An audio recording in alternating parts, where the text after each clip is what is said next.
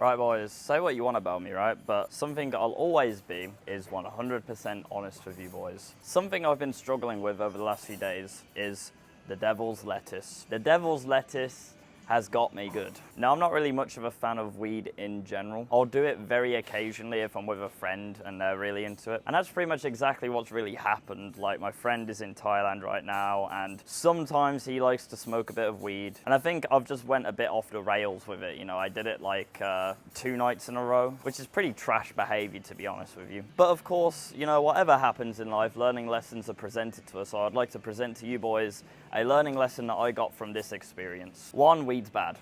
No shit. But 2, every single day I woke up at 2 p.m. because the night before I'd been up at 4 a.m., you know, eating a bunch of bullshit food and watching bullshit films. I would open up my Instagram and I'd see my friends who live on this exact island doing absolute bits in their business. You know, I'd wake up and it would be like 6 hours ago, Nikolai was at Muay Thai. And then 5 hours ago, David was sat at his co-working office space doing bits for his business. And here's me rolling out of bed at 2 p.m. in the afternoon, not done anything. I've not touched a weight, I've not done any fighting, I've not even opened up my laptop. I am literally just waking up. Now, I feel like a big sort of pain point for a lot of you boys is trying to get your friends on self-improvement, you know? And I think a very overlooked aspect of trying to get your friends on self-improvement is actually the use of ego. Ego is the enemy, guys, but it's not always bad. Ego is actually fantastic. You wanna know how my ego felt waking up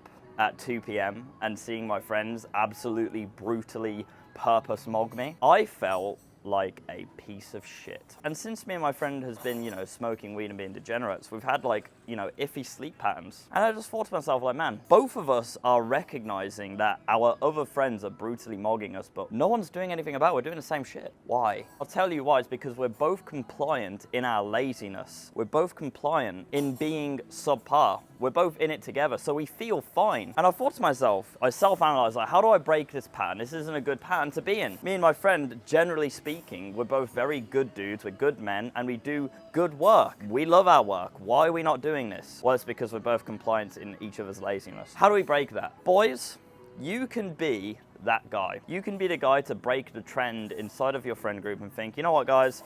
I'm not doing this shit no more. I'm not smoking the cigarettes. I'm not playing the video games. I'm not smoking the weed. I'm waking up on time and I'm getting my ass to work. And that's exactly what I've done this morning. My friend is still asleep. It's 1 p.m. I've been in my office space working for the last 2 hours already. He's gonna wake up.